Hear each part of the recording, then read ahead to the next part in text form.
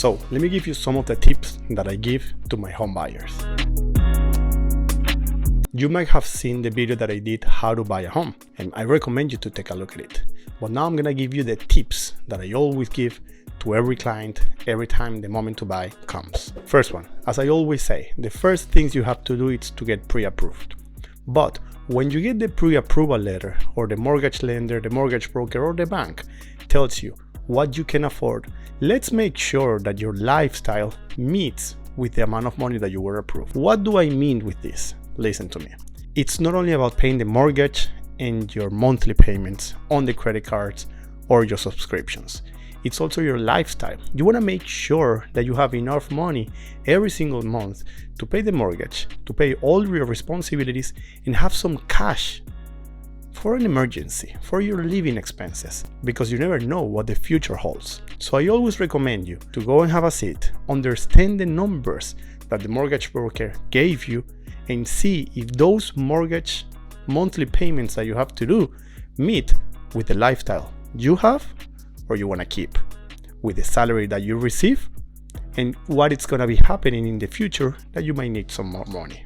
Another tip that I give to my buyers is go and drive around. It's not only the house, but how is the life around it.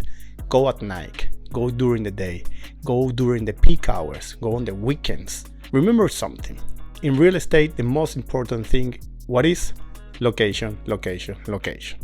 So if you're buying a property in an area that you like, it has a plus. But you need to understand how it's going to be your life when you're living in the house. Remember, it's the house you're going to be living for some years, and it's one of the biggest investments you're going to do in your life. So let's make sure that the life that you will be living in that property is going to be as you like it. So drive around. Another important step that you need to do when buying a home is to find an agent.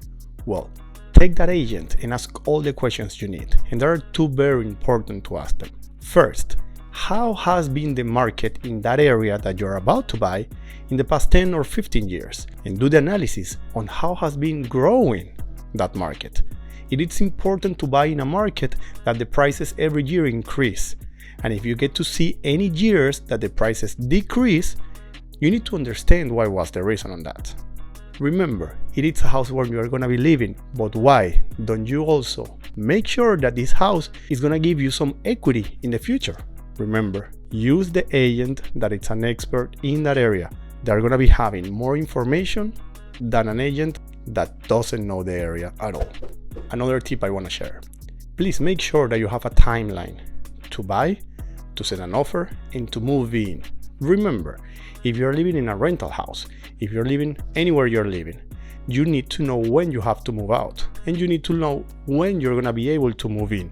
Remember, browsing the properties, sending offers, inspection periods, and then closing takes time. So make sure that you understand when it's the right time to start browsing for houses, to start sending offers, to make sure that you're going to be closing on the property. Remember, even if we set a closing date, that can change. So make sure that you have enough room when doing all this big move, which is buying a property. Another very important tip that I always give you guys, cash. Remember, you're making a purchase. Even if the down payment is low, you have closing costs, you have financing costs, you have inspections, you have moving expenses.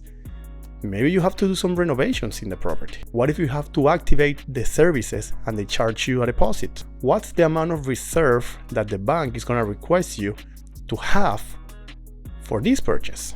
And very important, and as I say in the beginning, please make sure that you don't spend all your money in order to buy a property.